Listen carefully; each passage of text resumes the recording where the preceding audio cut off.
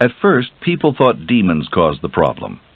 They would surround the victim and shake rattles and chant and perform rituals designed to drive the demons away. Sometimes they would even beat or starve the person to drive the demons out, often killing the patient in the process. In other times, victims were simply abandoned, left to wander the streets alone, where children and adults alike would ridicule and torment them, kicking them, throwing rocks at them, playing cruel tricks on them. In more civilized times, they were simply confined to homes, sometimes locked up in rooms or basements where they couldn't offend anyone. Then there were the institutions. The early ones were crowded and filthy, and the patients were neglected, even abused by their caretakers. They were often put in chains and treated more like criminals than patients. Later, these institutions were reformed, and for those who could afford them, they offered a clean, safe refuge from society. But the patients made little improvement and were never cured. There were those who genuinely wanted to help, social workers, doctors, and volunteers, but they were stymied by their own lack of knowledge and resources. The history of society's treatment of the mentally disturbed is a horrible history, marked by ignorance, intolerance, and impotence. What was needed was a framework, a perspective, that would allow people to take some sort of energetic and productive approach to the problem of mental illness. There had to be a revolution in thought, awareness, and treatment.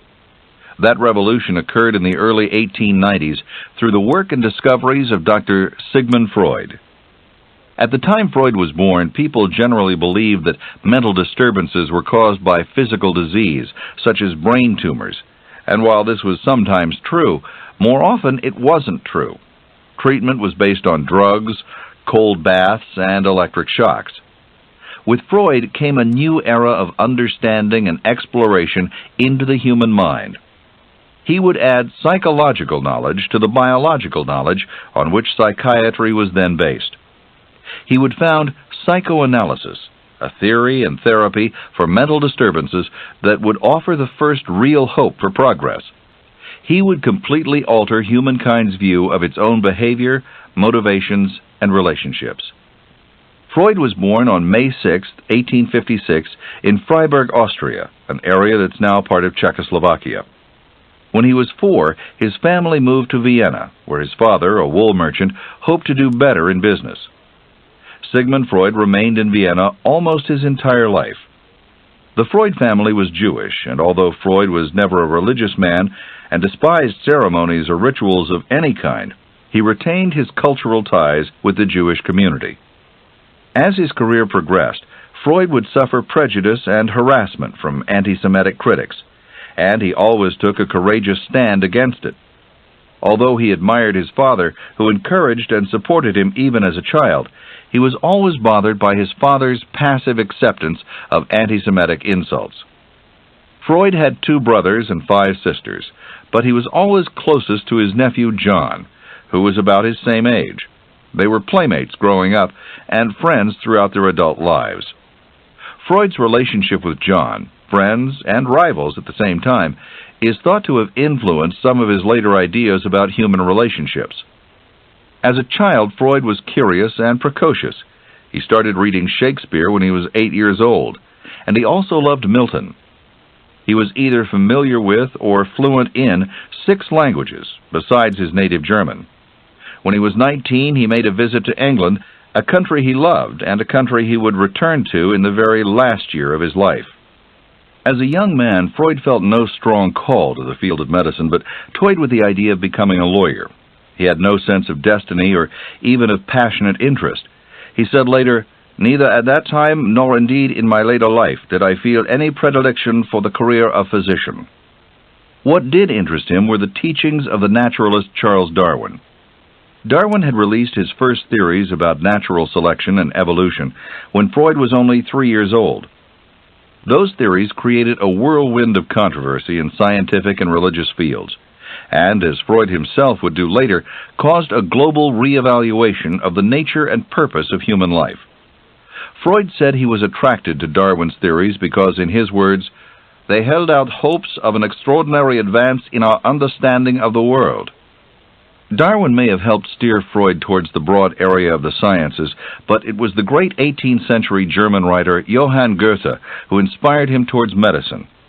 According to Freud, it was a public reading of Goethe's essay on nature, which so moved him by its beauty that he resolved then and there to dedicate himself to becoming a healer.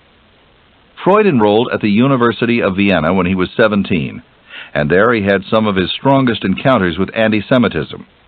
He was puzzled more than angered, saying, "I could never grasp why I should be ashamed of my origin, or, as they began to say, of my race."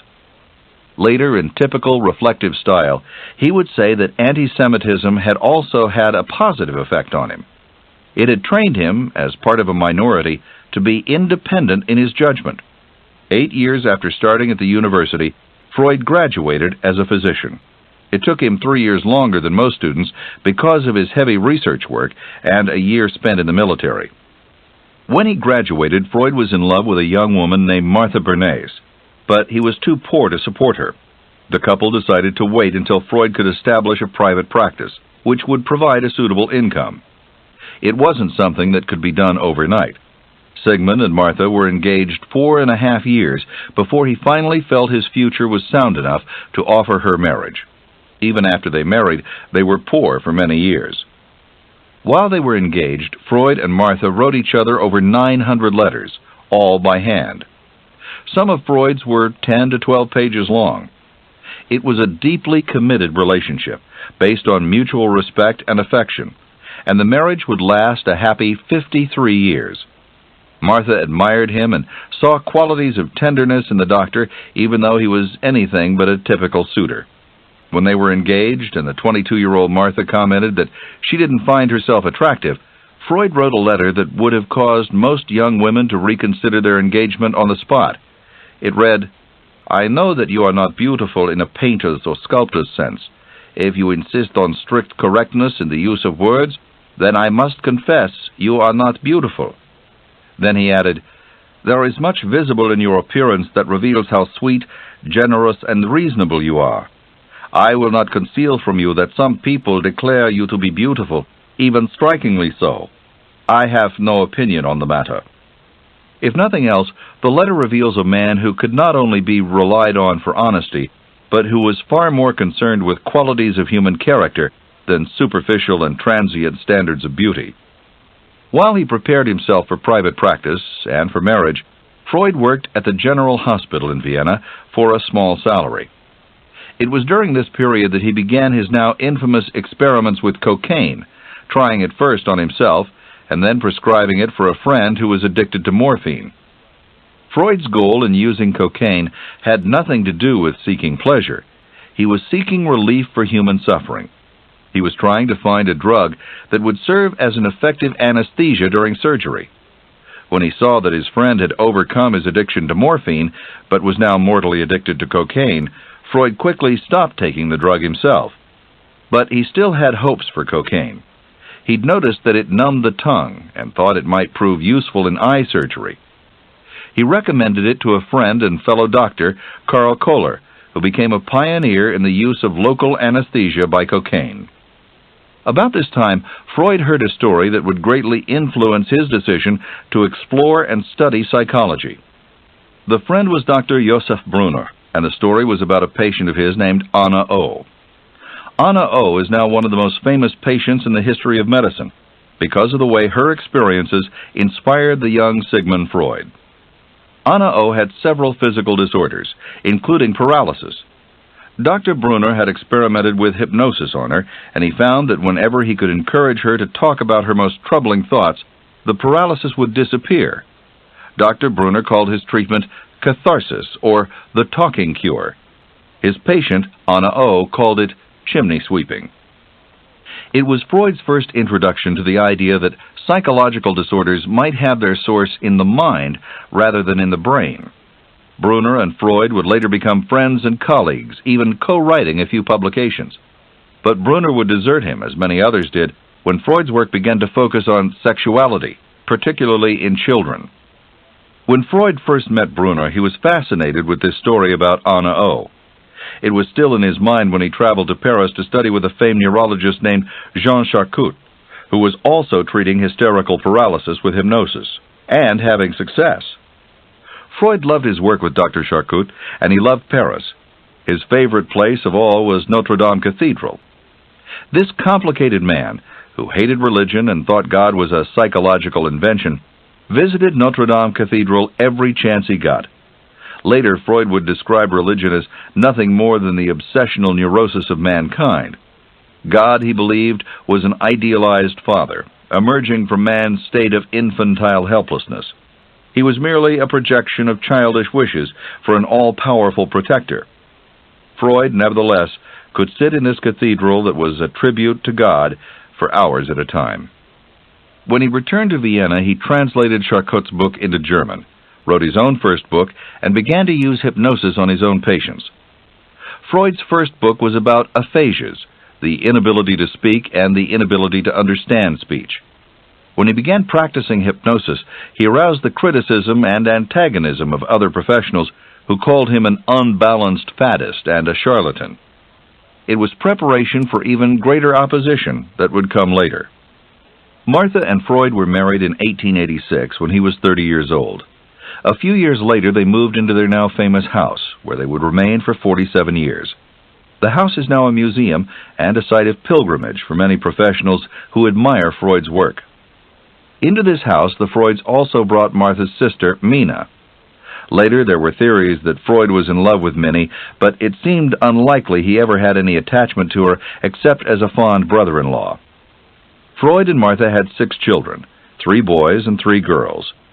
The most famous of these was their daughter Anna, who became a successful psychoanalyst in her own right, and was her father's assistant and nurse during his last years.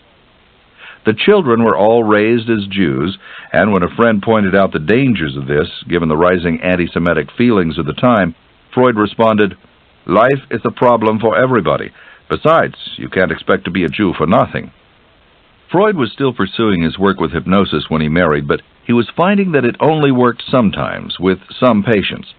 Over a 3-year period, he practiced and explored it until finally he developed an entirely new technique, a technique that changed psychotherapy forever. He called it free association, and will describe it in detail later in this session. Between the ages of 39 and 43, Freud continued to see patients while he worked on another book.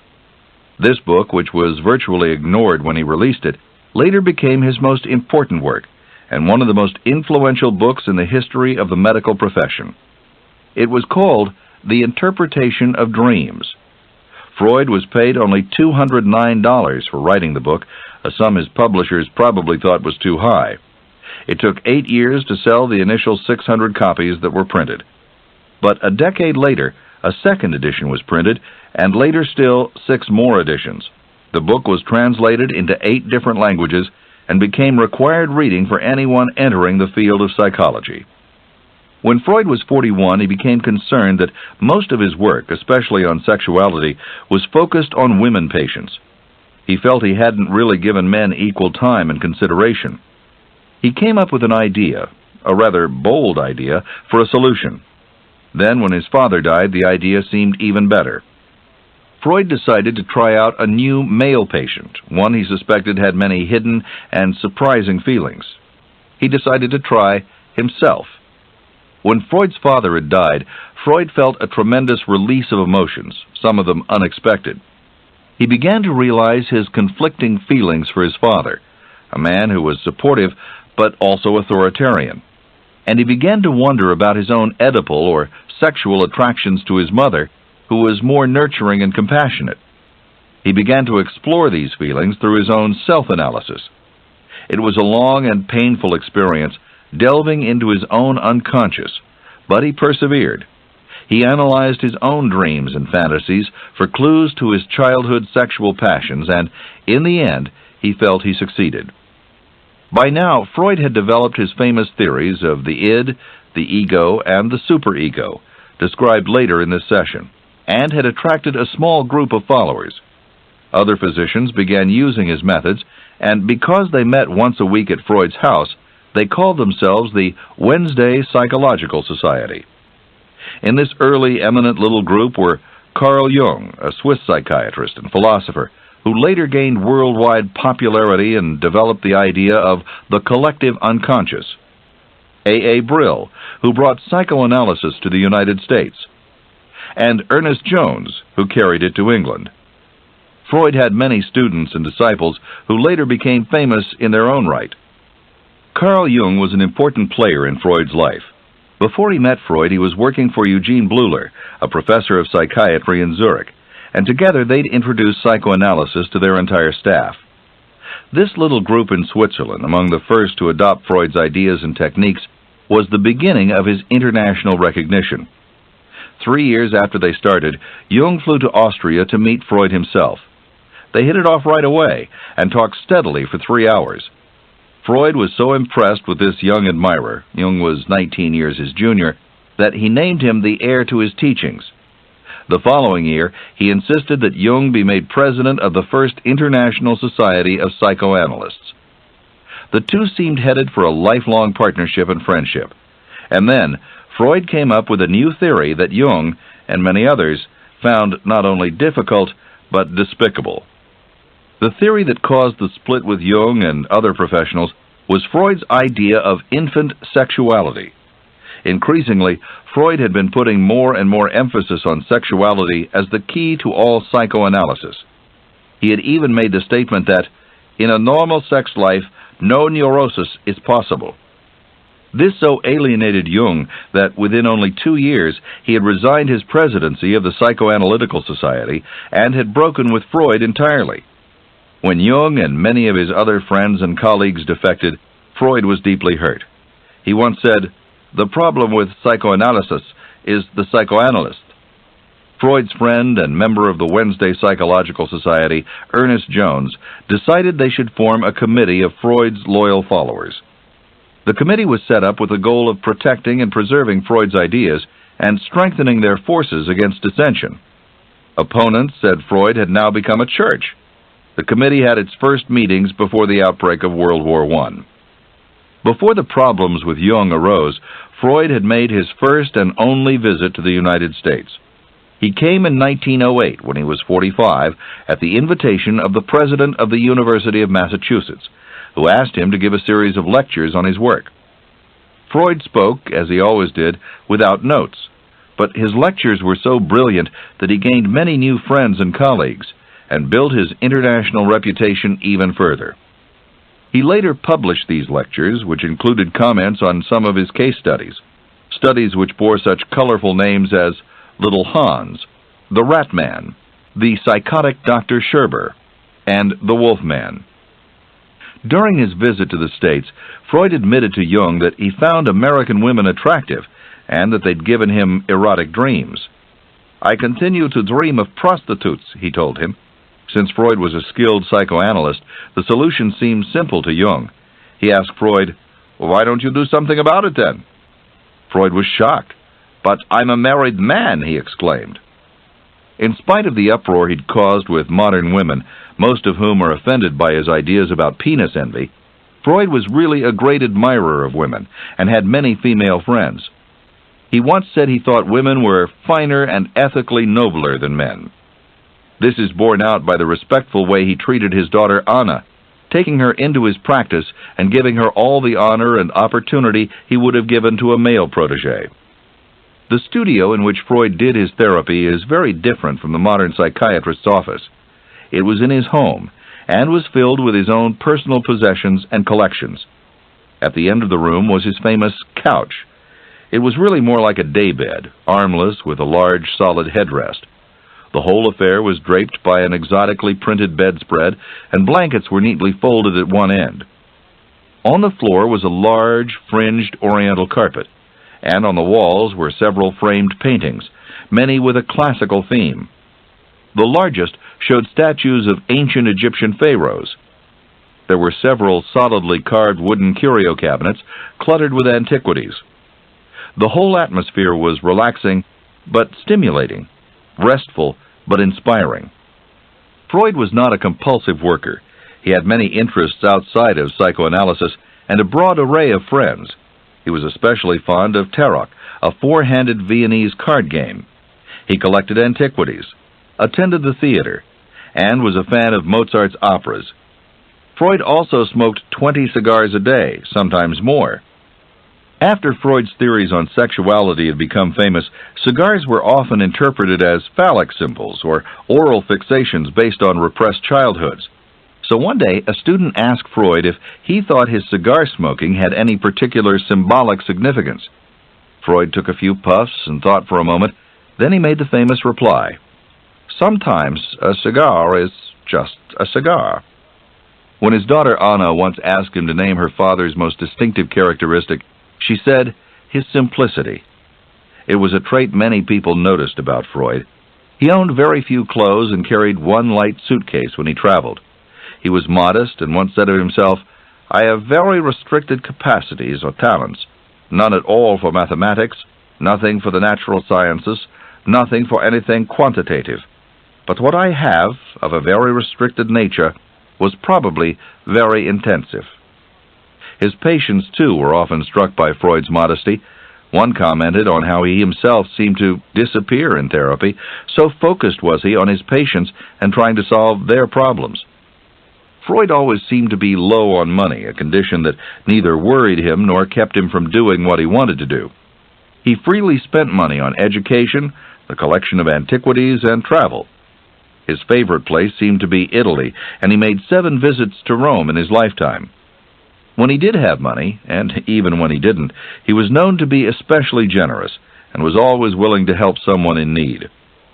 Once, after he had attained worldwide fame, the Austrian government wrote to him to express its amazement at how low the income on his tax forms was. In its letter, the government said he surely must be making more money than reported, since everyone knows that his reputation extends far beyond the frontier of Austria. Freud wrote back, "Professor Freud is very honored at receiving a communication from the government. It is the first time the government has taken any notice of him, and he acknowledges it. There is one point on which he cannot agree with the communication, that his reputation extends far beyond the frontier of Austria. It begins at the frontier." Freud, never one to back down from a fight, had made his point that the rest of the world appreciated him far more than his own country. That country, and many others, were thrown into sudden turmoil in 1914 with the outbreak of the First World War. It was a sad and anxious time for Freud, then 58. He was separated from his friends and worried about his 2 sons who were in the Austrian army, although both eventually returned unharmed. One event that brought him joy in this period was the establishment of his own publishing firm, which he was able to finance through an unexpected inheritance from a friend. Now he was free to publish his own work, which he gleefully set out to do. As World War I was ending and the rest of the world was celebrating, Freud began a 20-year period of terrible emotional and physical suffering. His major work was now completed, and a series of personal crises moved in to replace it.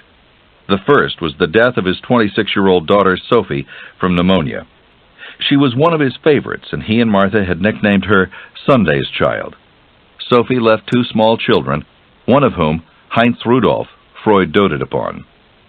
When Sophie died, Freud grieved in private and continued with his professional life.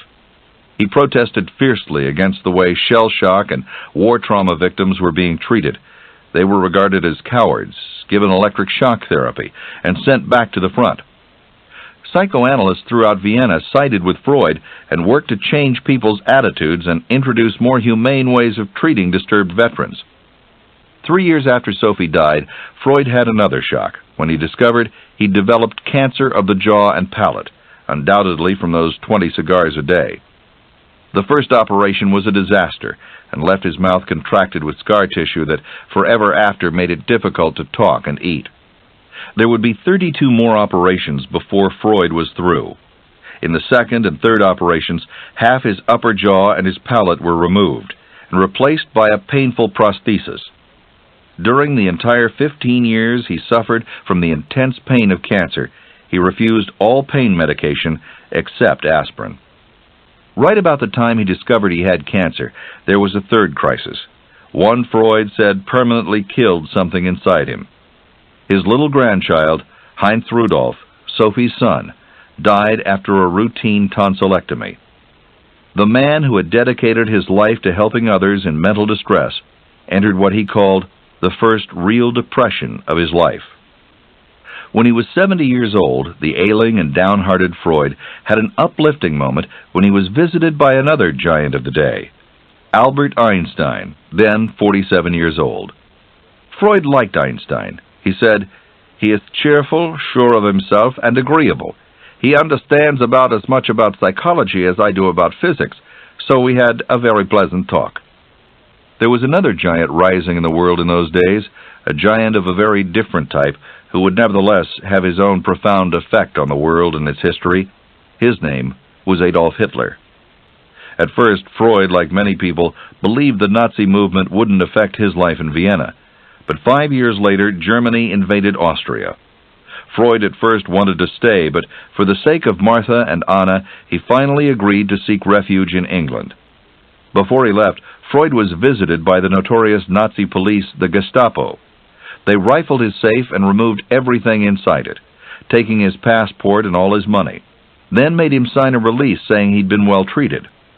Freud signed it and then wrote the facetious postscript, "I can heartily recommend the Gestapo to anyone." After he left, his books, which the Nazis considered products of a Jewish science, were among the first to be burned. Freud's comment at the time was, "At least I have been burned in good company."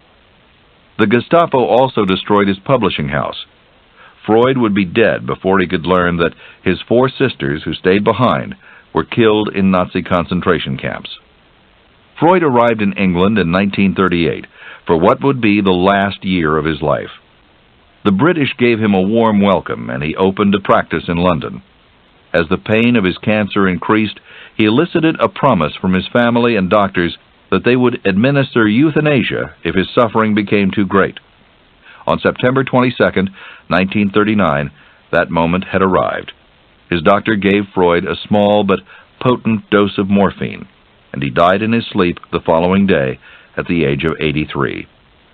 The death of Freud was in some ways only the beginning of his work. In the years that followed, his principles and techniques were studied, adopted, modified, and expanded by thousands of therapists, doctors, and scholars throughout the world.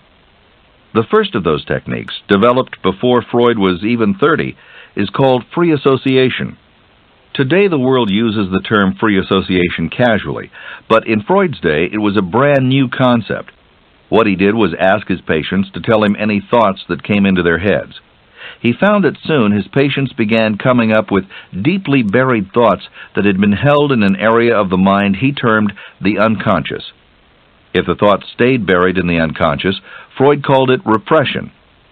Sometimes it was hard for his patients to dredge up and release these buried or repressed thoughts.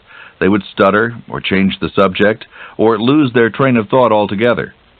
When they tried to keep their thoughts from rising to the surface, Freud called it resistance. It was Freud's conclusion, and one that got him into a lot of trouble, that this resistance occurred most often when the subject was sexual in nature. He began to link neuroses with the struggle between sexual urges and defenses against it. As he delved further into his patients' pasts, he discovered so-called memories of early sexual seductions, often incestuous. He decided these memories were really fantasies, evidence of their sexual attraction as children to the parent of the opposite sex. Eventually, he reached the conclusion that every male child wants to sleep with his mother and wants to remove the obstacle to his wish, the father. This is the Oedipus complex, a name based on the drama Oedipus Rex written by Sophocles. Its counterpart to Freud was the Electra complex. He believed every female child had a tendency to worship and desire her father. The idea of sexual urges in children, and especially in infants, and the idea that they desired and competed with their own parents, was rejected by vast numbers of his colleagues, including Carl Jung. At the same time he was working with free association, Freud discovered that thoughts and feelings from the unconscious mind seemed to pop up in dreams. Since both his patients' dreams and their free associations needed analyses and interpretation, Freud called his new method of therapy psychoanalysis. He then wrote his groundbreaking book, The Interpretation of Dreams, to describe some of his innovative methods, a book that is now a classic. Freud believed that dreams were an outlet for the unconscious mind, that they reflected a person's anxieties and wish fulfillments. They are merely forbidden desires expressed in distorted and sometimes bizarre narratives. To decode them was to uncover one's earliest fantasies and infantile wishes. Freud said, "A dream frequently has the profoundest meaning in the very places where it seems most absurd." One of Freud's central discoveries when working with free association was what he called transference, when his patients shifted their emotions about someone in their past to their therapist. Later, the term came to be applied to any situation where feelings are shifted from one subject to another. Freud thought transference in psychoanalysis was beneficial. To make it easy for his patients, he started using his celebrated couch. That way they could relax, direct their gaze away from the therapist, and feel free to fantasize. From his extensive work with free association and dreams, Freud came up with the idea that there were three aspects to the human personality. He named each of these, names that today are a part of our basic vocabulary.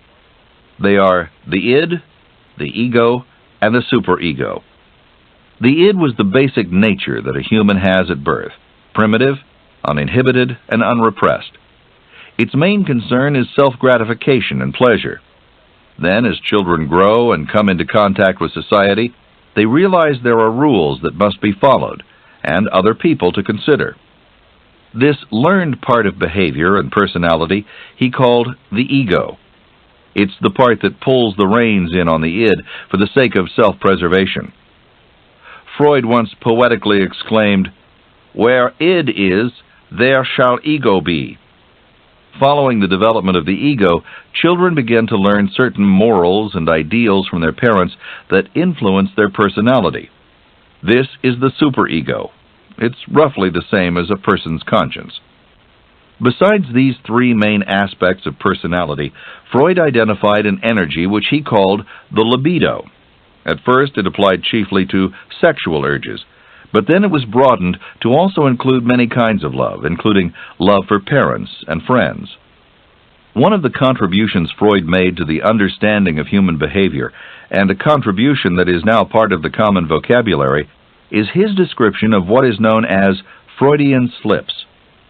He explored little mistakes of the tongue or pen, misreadings, or the forgetting of names, and found they often reflected a deeper hostility or jealousy. Although trivial on the surface, he felt they had deep inner significance.